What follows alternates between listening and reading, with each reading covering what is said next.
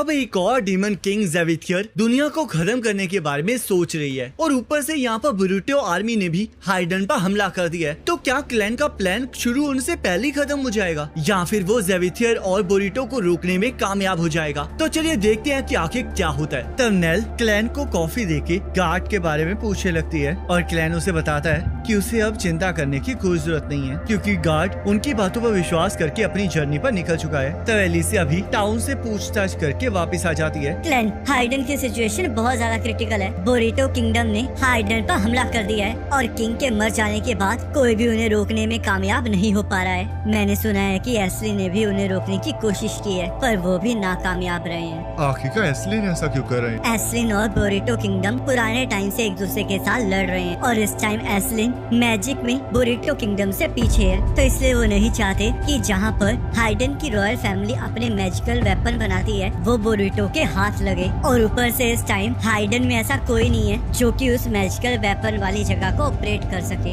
क्योंकि हाइडन के किंग ने किंगडम के अंदर मैजिक को बैन कर रखा है जिस वजह से वहाँ पर कोई भी विजार्ड नहीं है। तब नेल एलिसिया को भी कॉफी देती है जिसे देखकर एलिसिया बहुत ज्यादा खुश हो जाती है क्योंकि वहाँ पर कॉफी बहुत ज्यादा रेयर होती है। तब नेल लूना को दूध पिलाने ले जाती है। तब एलिसिया नेल की तारीफ करने लगती है जिस वजह से क्लैन को लगने लगता है कि शायद एलिसिया नेल को पसंद करती है, जिस वजह से वो एलिसिया को नेल की तरफ आकर्षित होने से मना करता है। तब एलिसिया इस बात से मना करने लगती है। तुम ये क्या बकवास कर रहे हो? मेरा ऐसा कोई इरादा नहीं है और वैसे भी इस टाइम तुम्हें मेन इशू पर ध्यान देना चाहिए। तुम लूना को किंग बनाना चाहते हो ना, पर जिस तरह के हालात है उस तरह तो हाइडन किंगडम बचेगा ही नहीं क्योंकि तुमने कैसर को उड़ा दिया है। मुझे तुम्हारी बात समझ नहीं आ रही क्योंकि अगर बुरिटो हाइडन पर कब्जा कर भी लेगा तब भी मेरे प्लान में कोई चेंज नहीं आने वाला। तुम बात को समझ नहीं रहे हो। अगर बुरिटो ने हाइडन पर कब्जा कर लिया तो लूना कभी भी किंग नहीं बन पाएगा और अगर किसी ने लूना को पहचान लिया तो वो लोग उसे पकड़ लेंगे। हाइडन के प्योर ब्लड के बच्चे बहुत ज्यादा रेयर हैं, तो इसलिए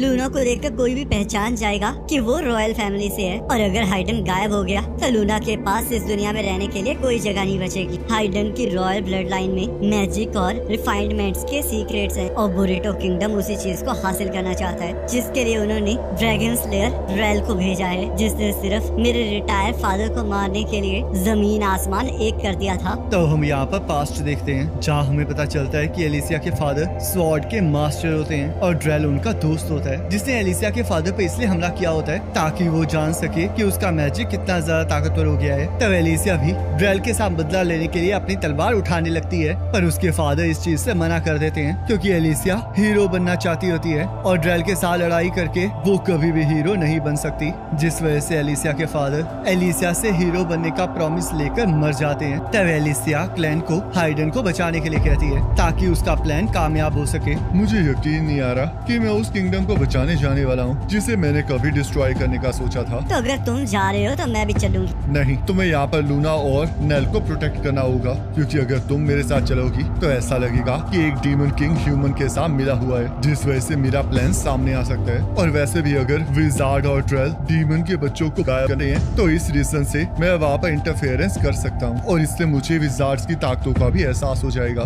मुझे पता है कि तुम्हें अपने फादर का बदला चाहिए पर यह तुम्हारी लड़ाई नहीं है और वैसे भी तुमने भी अपने फादर के साथ वादा किया है कि तुम ड्रेल के साथ नहीं लड़ोगी। मेरे फादर ने कहा था कि ड्रेल के साथ लड़ाई करने की वजह से वॉर हो सकती है जो कि एक हीरो का रास्ता तो बिल्कुल भी नहीं है, पर अब मैंने हीरो बनना छोड़ दिया है और ऊपर से मैं बस एक लाश हूँ जो कि मैजिक ब्लड से चल रही है, तो इसलिए मैं अपने फादर का बदला ले सकती हूँ। आखिरकार कौन डिसाइड करेगा कि तुम हीरो हो या नहीं? क्या स्वॉर्ड उठाने से तुम हीरो बन जाओगी या फिर डीमन को मारने से तुम हीरो बन जाओगी? बताओ आखिरकार तुम हीरो बनना क्यों चाहती हो? मैं हीरो इसलिए बनना चाहती हूँ ताकि मैं इस दुनिया को बड़ा कर सकूँ। अगर ऐसी बात है तो तुमने नेल का वर्ल्ड तो एक्सपेंड कर ही दिया है और इसका मतलब तुम एक हीरो हो और वैसे भी मैंने तुम्हें कभी भी हीरो से क्विट करने का ऑर्डर नहीं दिया, तो इसलिए अब ये तुम्हारी मर्जी है कि तुम्हें करना क्या है। तब क्लैन अपने असली रूप में ट्रांसफॉर्म होके वहाँ से चला जाता है और यहाँ बुरिटो की आर्मी हाइडन के किलों को उड़ाते हुए आगे बढ़ रही होती है। तब यहाँ रेसलिंग किंगडम के सोल्जर्स अभी भी बुरिटो किंगडम की आर्मी का पीछा कर रहे होते हैं ताकि वो उन्हें रोक सके। और यहाँ पर वो बंदा भी बुरिटो आर्मी का पीछा कर रहा होता है जो कि लूना को ढूंढने हाइडन कैसल गया था। तब एलिसिया और नेल एक टाउन पहुंच जाते हैं जहाँ के लोग एक गुंडे को मार रहे होते हैं जो कि बरोकू का साथी होता है। तब एलिसिया नोटिस करती है कि नेल को अभी भी गुंडों से डर लगता है, जिस वजह से वो उसे वहाँ से लेकर चली जाती है। तब वहाँ के लोगों ने बहुत सारे गुंडों को फांसी पर लटका दिया होता है। आज सिर्फ 9 ही गुंडे मिले। लगता है जो उस माइन के अंदर जाइंट ऑक्टोपस की बात चल रही है वो सच है। आखिरकार इस किंगडम में चल क्या रहा है, और ऊपर से अब बोरुटो की आर्मी भी हमला कर रही है। अब हमें खुद ही इस टाउन को बचाना होगा, तो इसलिए सभी लोग हथियार उठा लो। तब एलिसिया नेल को उस टाउन के अंदर उसे हीरो कहने से मना करती है ताकि कोई भी उसे पहचान न सके। और तब वो लोग एक होटल में चले जाते हैं जहाँ पर 2 लड़के उनसे पूछताछ करने लगते हैं क्योंकि उनके पास हथियार होते हैं। पर तब उनकी माँ उन्हें समझाती है कि जिस तरह के हालात वहाँ पर हैं, उस वजह से सबके पास हथियार होना ही जरूरी है। तब वो लेडी अपने दोनों बच्चों को डांटने लगती है और अपना नाम कारी बताती है। इस बच्चे को देखकर लग रहा है कि ये हाइडन का प्योर ब्लड है, जिसे यहाँ पर देखना बहुत ज्यादा रेयर है। क्या तुम मुझे बता सकती हो कि आखिरकार तुम्हारी सिचुएशन क्या है, और तुम्हारे आंसर पे डिपेंड करेगा कि तुम्हारा क्या करना। तब एलिसिया कहती है, हम लोग इस बच्चे के गार्ड्स हैं और हमें इसे किसी भी हालत में बचाना है। तब कारी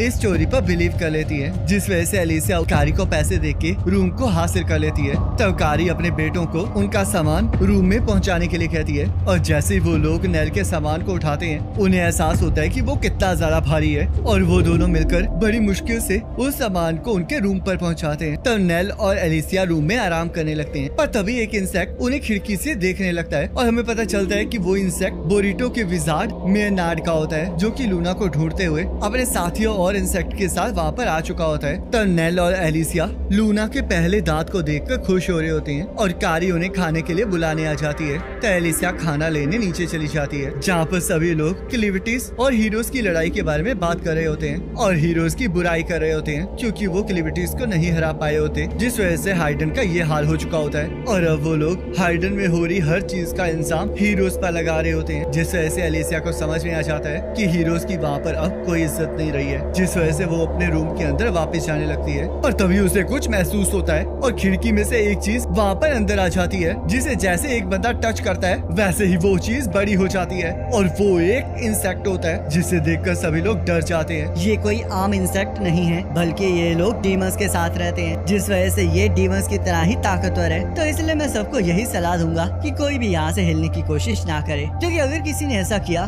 तो ये बिना मेरे ऑर्डर लिए उस पर्सन को मार डालेगा। तब एलिसिया अपनी तलवार को बाहर निकालने लगती है, पर वो अपनी तलवार को रूम में ही भूल गई होती है। तब वहाँ पर एक पर्सन वहाँ से भागने की कोशिश में उस घर से बाहर चला जाता है, पर बाहर खड़े इंसेक्ट्स उसे मार देते हैं और हम देखते हैं उन इंसेक्ट्स ने उस टाउन को चारों तरफ से घेर लिया होता है ताकि वहाँ से कोई भी बाहर ना जा सके। तब कैरी मेनार्ड से वहाँ पर आने का कारण पूछने लगती है। मैं बुरिटो आर्मी का सुप्रीम विजार्ड हूँ और मैं यहाँ पर ये वेरीफाई करने आया हूँ कि जो हाइडन का बच्चा यहाँ पर आया है उसके अंदर रॉयल ब्लड है या नहीं। तब एलिसिया को कमरे में से नेल के चीखने की आवाज आने लगती है और यहाँ हम देखते हैं मेनार्ड के साथ एक और विजार्ड नाय आई होती है, जिससे अपने मैजिक से नेल को पकड़ लिया होता है। और गाइस इसी के साथ ये एपिसोड खत्म हो जाता है। अब